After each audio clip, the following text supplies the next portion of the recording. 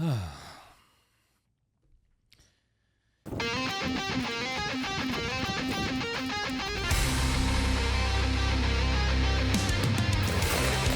now tuning in to the Relentless Project.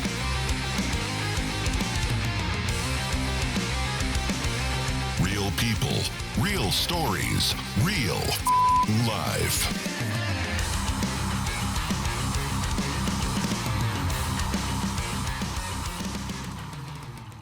Hey, what's up, everyone? It's Ish with the Relentless Project, and I'm here with absolutely nobody because I got no called, no showed.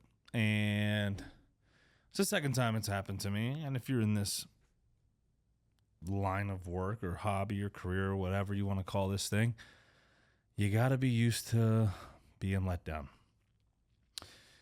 All jokes aside, I hope my guest is okay. Well, we didn't get into anything crazy.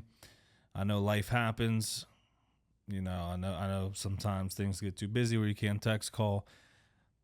But it's part of being relentless, right? I sat here for 45 minutes just hoping they came through, and I contemplated, do I tear down, restart again, do something later, or what?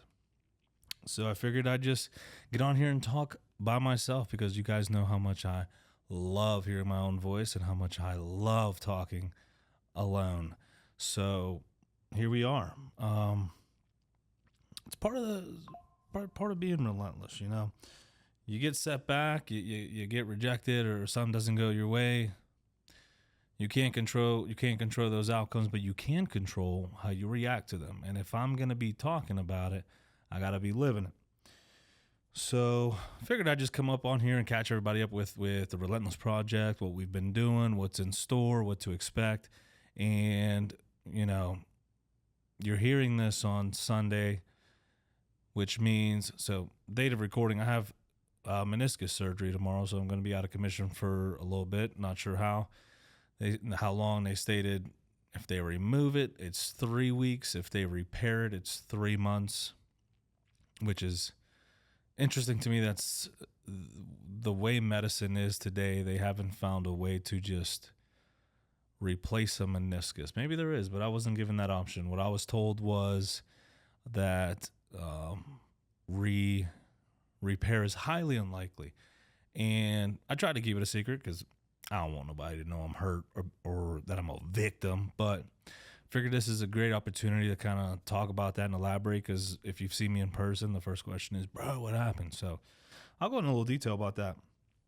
I was at a training in New Jersey, and EFC, shout out EFC, and the only reason I'm announcing them and saying them because it was a dope training, great training. Jay Wadsworth put it together, and it has nothing to do with their curriculum or what they did. It was just freak accident. So we're at this training. It's a week-long training, 5 days, 8-hour days. One thing I do appreciate about EFC is that during the training, you go through this training, it's a defensive tactics training for law enforcement specifically. And they utilize a lot of the principles that I've trained in other classes and courses. So it kind of solidifies their curriculum for me. And I also learn new things, new techniques, different ways to teach. And this is an instructor course. So to learn from people who've learned from people who've learned from people is a great way to kind of add some more tools to your toolbox. But during this class, they give you an hour lunch. Well, during that hour lunch, everyone rolls jiu-jitsu, wrestles, do some grappling. So it gives you an opportunity for people who are on the higher level to kind of get some experience with different faces, different bodies, and people who've never tried it to kind of get into it. And if you follow law enforcement lately, you would see that a lot of cops have been picking up jiu-jitsu to train, which is great because I believe that the better trained you are in grappling, defensive tactics, jiu-jitsu, if you can control a person, the level of use of force goes down. Because usually what happens with these videos you see online, you see a lot of inexperienced cops who don't have any training or experience with controlling a subject, controlling a human. So the nerves set in, adrenaline, spikes, and you get into this fight or flight mode and preservation mode. So these cops tend to escalate the use of force because they are scared, because they fear for their life. And although we see these videos and it's easy to judge from the comfort of our home while we're watching this on our $1,000 phones, safe and sound, at that point in time, that cop is scared and he or she is fighting for their lives. And they don't have training, so they have to resort to what they do know. And unfortunately, oftentimes it's a firearm or a taser that gets taken. So then now they have to escalate the use of force.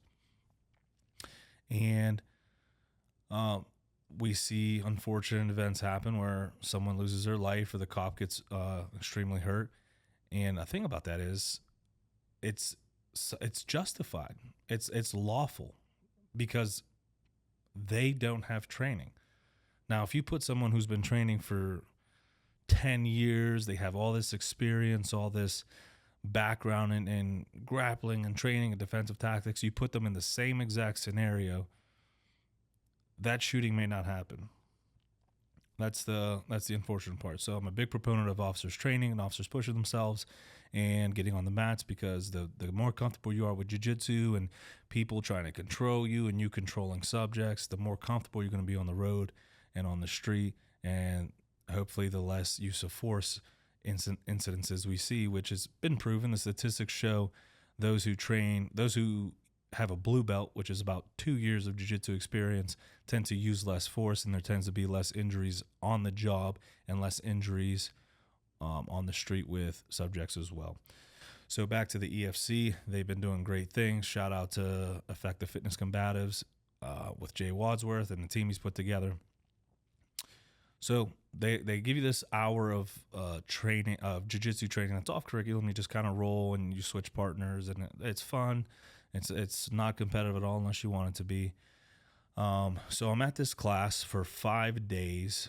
I'm at Monday, great. Tuesday, great. Sore. Wednesday, my joints are like screaming now. So I'm 230. I'm 5'7". It's a lot of compact pressure already, and I like to roll. So I'm also rolling during these lunch periods, and my body's taking a toll at this point. Thursday comes around, boom. Friday is test day. The whole week we're pressure checking all the curriculum, but Friday's like the big day where we have to do teach backs. We have to do scenarios where we're utilizing the principles that we were taught, and then we also have to teach the rest of the class the principles that we learned, as if we're teaching law enforcement members, students or whatever. So, excuse me. So Friday, there's a scenario where there's 3 officers trying to control one person. And the whole premise was to show that and this is multiple departments from all over the country at this class. And the principle was to show that if you apply these principles, they can work on just about anyone if utilized appropriately. So, of course, I volunteer to be the bad guy because I love giving good looks, and they pick 3 solid fucking dudes to be cops and to control me. So I'm in the middle. There's a big circle. Everyone's watching, and they say, make sure, get good control of the subject. Now, we have learned the principles on how to control. We've learned principles on assigning roles to officers, so it's not a dog pile. And usually what you see on YouTube videos, that when there's multiple officers involved, it's kind of this dog pile, and there's punches and kick is being thrown because no one knows what to do, because everyone's just trying to do something. So we kind of went over assigning roles. I won't get too deep into all that because they kind of, that's what they do for a living. So, but in general terms, an officer will control the upper half, the second officer will control the bottom half, and the third officer will kind of gain control of the head once they're on the ground. In layman's terms, that's the scenario we're doing. So we're there. I'm in the middle. I got to have fun with it. So they say, go. I look at them and I say, fuck you. and I see some smiles come up, and I'm like, it's about to be good. So first dude comes in for, I believe, was a double leg, and I try to shut that down. Believe I did well. Second dude comes, latches on my arm, I underhook, boom, kind of throw him over. Third dude comes, so you're supposed to control upper half and bottom half. So I got this dude on the ground, and he grabs my heel. Third dude comes from my back, kind of to my side, and he like dives into my knee. And he didn't do it purposely, obviously, but it's not what we're taught. He dives into my knee, my foot stays, my knee goes, and I don't hear any pops or anything, but I'm like, oh, that feels great. Like that's going to leave a mark. I managed to get on my back and kind of still fight them off. Their goal is to roll me over to my stomach. So I'm on my back and I'm trying to fight them off. And one dude weaves under my legs, which is one of the techniques that we learned in order to use leverage to roll me over. And as he's rolling me over, I'm fighting it, but I realize like my right knee is just like bummed. It's mad at me, it's angry, and it's saying stop. So I kind of roll over, put my hands behind my back, and I'm like, oh, you got me. You know, scenario ends. I get up. The dude comes to me. He's like, hey, dude, are you good? I'm sorry. Like, I see you limping. I was limping. I'm like, nah, dude, I'm good. It's probably just a sprain. That was like early in the morning, too. We still have the rest of the day to go. So I am now limping to the little stands that they had there because this occurred in a gym. And, you know, the rest of the class goes on. The teach backs. I'm participating, blah, blah, blah, blase, blah, as they say. The class ends. We take our test. I pass.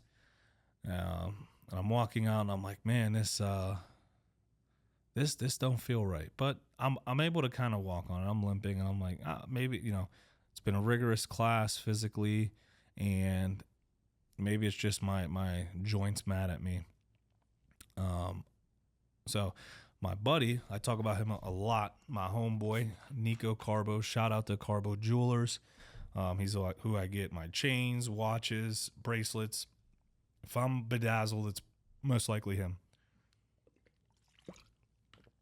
So he hits me up because he's in Jersey there. He's like, hey, bro, like I know it's your last day. You trying to go out and do something? I'm like, yeah, sure, for sure, bro. Before I drive back, why not? Pop some ibuprofen, meet up with my homie. My leg's like not feeling the best, but you know, what better way to be relentless than to just push through it? So I end up meeting him. We go to Manhattan. We go to Chelsea Pier. We're doing some beverage drinking and some little bowling. And I can't bowl because I'm trying to bowl. And I'm like, man, this knee is really bothering me. But you know, I get tequilaed up. I had some ibuprofen. I'm like, this ain't so bad. Maybe it's just, you know, I'm sitting down, but I'm like, maybe it's just a sprain. Well, I end up taking an Uber back to where I was staying, and I wake up the next morning, and my knee is like pissed at me. It's swollen, it's bruised, and I'm like, man. So I go to get out of bed, and I move my knee in the sharpest pain I've ever felt in my life, and I'm like, there is something wrong. So I do what you're supposed to do. I contact my sergeant. I'm like, hey, it's your troubled child. Something happened. I'm okay. I just want to let you guys know. I send her a picture, and she's like, you need to go to ER right now. I ain't going to the ER in New Jersey or New York City. So I'm like, I'll go to the ER as soon as I get back. I get in the car, start driving back home, and my knee is just pissed at me. I end up coming back. As soon as I get back, I go to ER. ER is like, hey, yeah, you have a lot of fluid in here. They gave me another ibuprofen, ER ibuprofen, so it was probably like $500. And then I want to do we're gonna do some X-rays. We don't do MRIs in the ER. Which, can we go off that a little bit? Why don't they provide MRIs at the ER? If someone can enlighten me, because it blows my mind that it's a new facility. You don't provide MRIs in the ER. Anyway, mute point. They do X-rays and like, yeah, you're full of liquid. We're gonna refer you to an ortho. So we're going to schedule that. I end up going to the ortho a couple days later. Ortho does his little thing on me. He's checking, boom, can you move it? At this point, the swelling's gone down a little bit, but still hurts like a motherfucker. He's like, yeah, it doesn't seem like anything too crazy is going on. I don't hear no clicking, no popping, but there's definitely a lot of liquid, and your mobility is not where it should be. I'm going to go refer you to an MRI. I was like, well, I thought that's what we were doing today. So, of course, no MRI there. I get referred to get MRI. I go get an MRI a couple days later.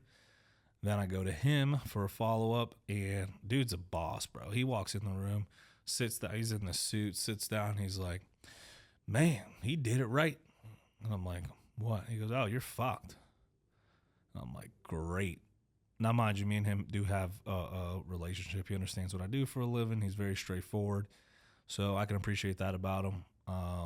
Don't go on canceling him.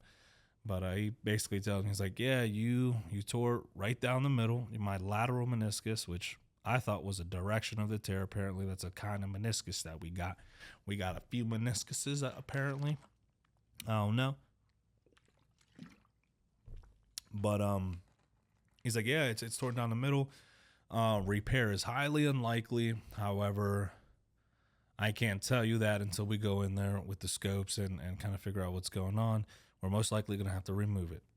And I'm like, oh, great. That's exactly what I wanted to hear, because I love to train. I love the work. I like to be out and about. I like to skydive. I was supposed to get my license this summer, which obviously is not happening now. So I'm like, great. All things I wanted to do and had planned are now put on pause, which fucking sucks. It really sucks. And when people ask, I'm like, yeah, I'm good. It's whatever, like gotta play the role.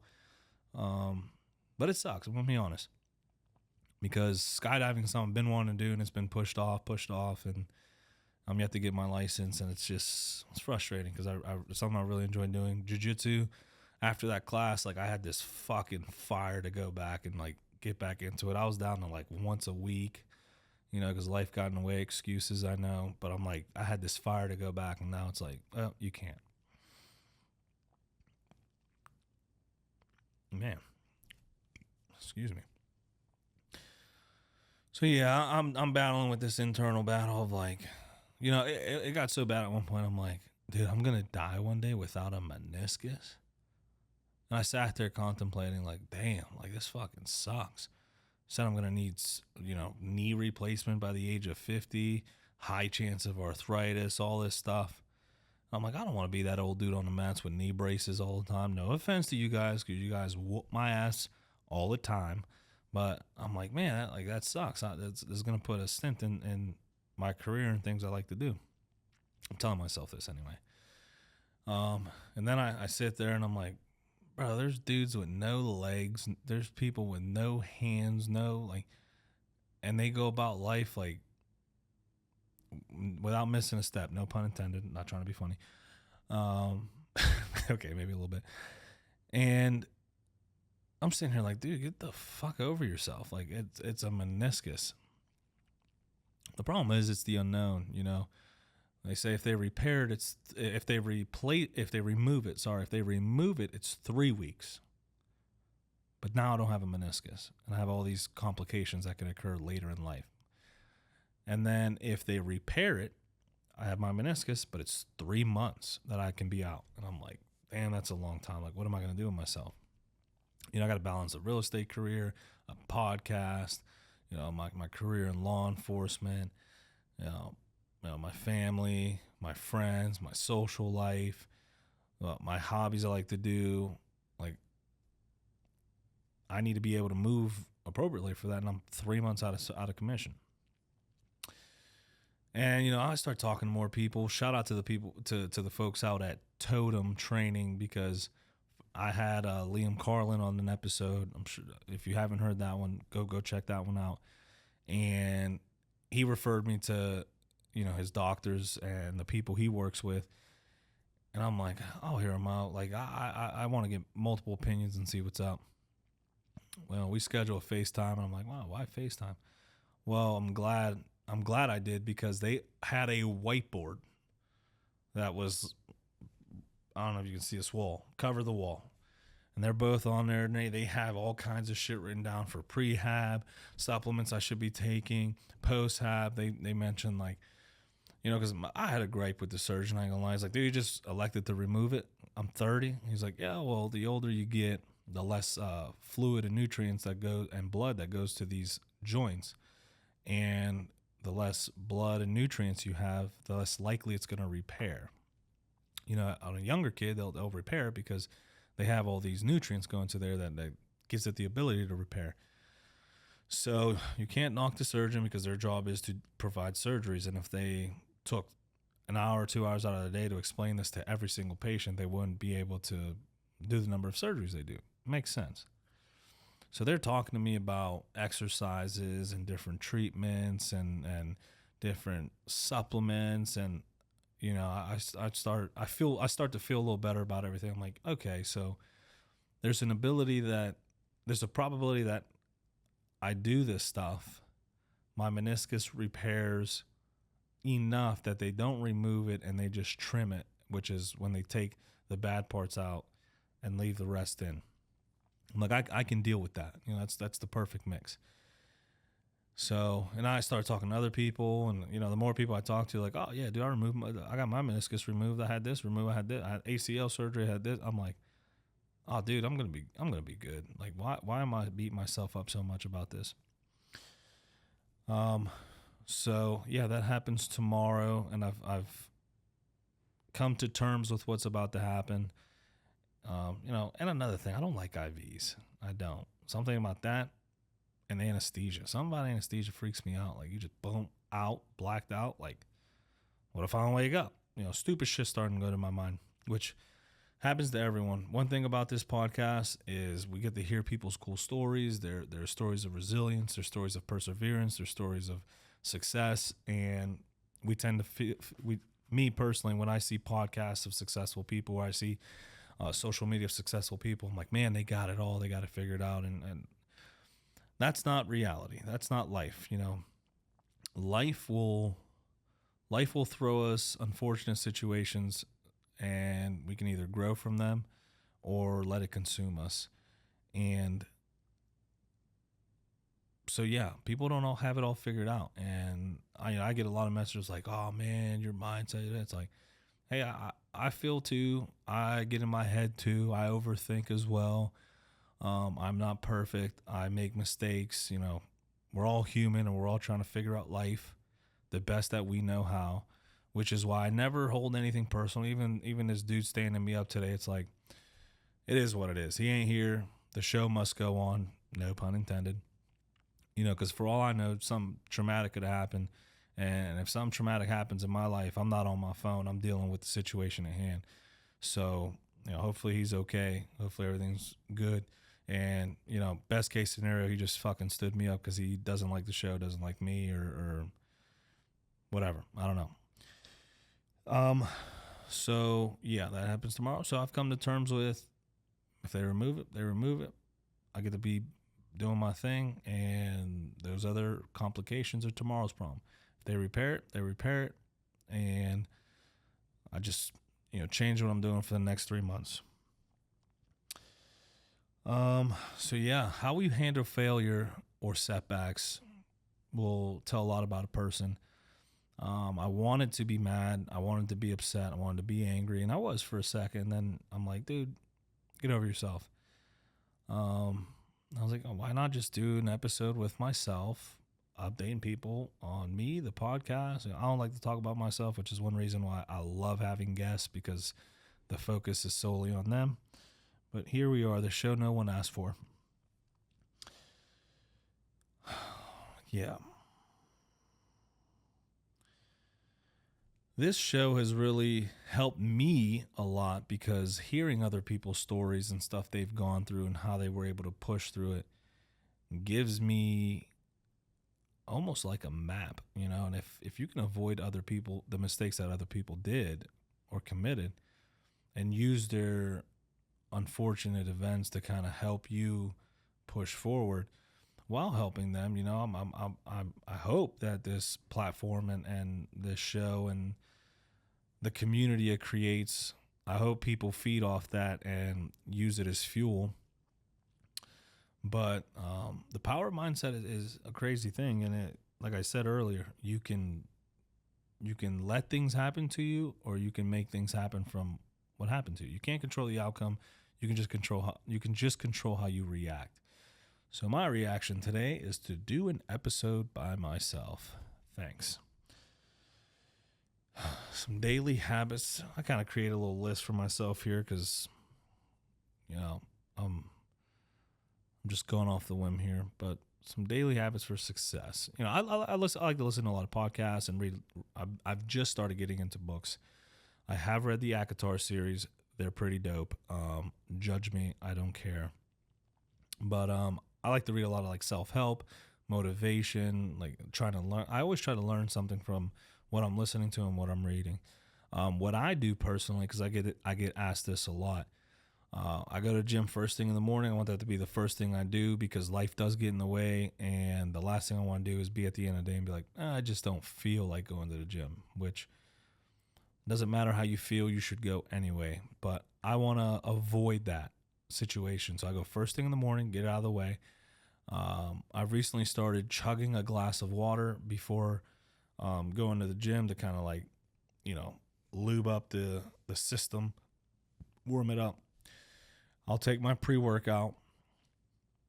I'll put something on a podcast on or a audiobook as I'm driving to the gym, and then I will destroy myself because the gym is where I get the battle with my demons when there's not a lot of avenues of escape. The gym is one of them. Jiu-jitsu is another one of them for me. And yeah, that's where I go to kind of like work on myself, be by myself, listen to something inspirational to hopefully motivate me or teach me so that I can take it back and apply it to other facets of my life. Yeah, what else?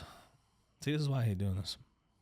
I was talking about EFC, the class, it's dope. My knee.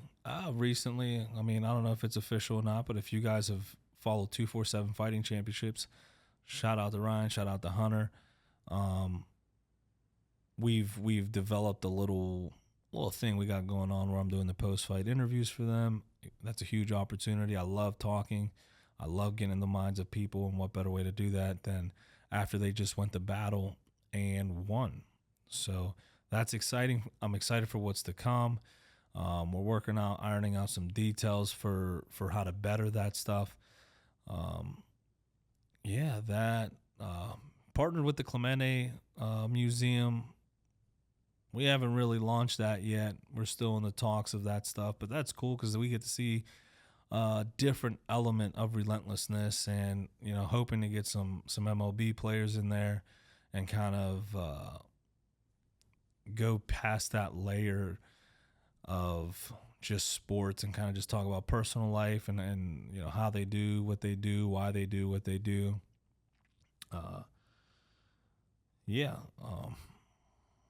So that's pretty much it. Not sure how long that went for, but one thing I do want to mention while on this show, one of my earlier guests, Ash, the one with Ash, for those of you who don't know, he is battling multiple myeloma, which is a terminal cancer. He's a big idol, big role model in my life.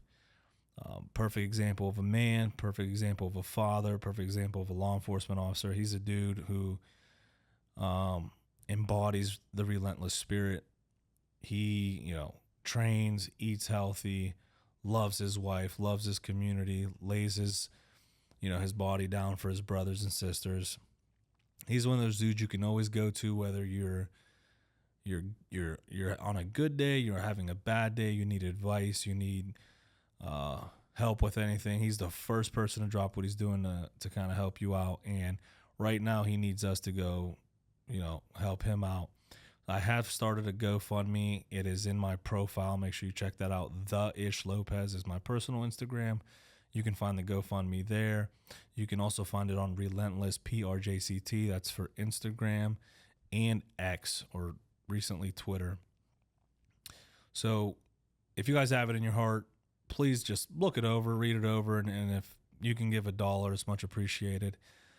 I have been talking with different companies about sponsorships and stuff. People have reached out to me. However, it's a touchy subject for me because a lot of podcasts you see with random sponsors and stuff like that, and the last thing I want is to be talking and then boom, this episode is brought to you by.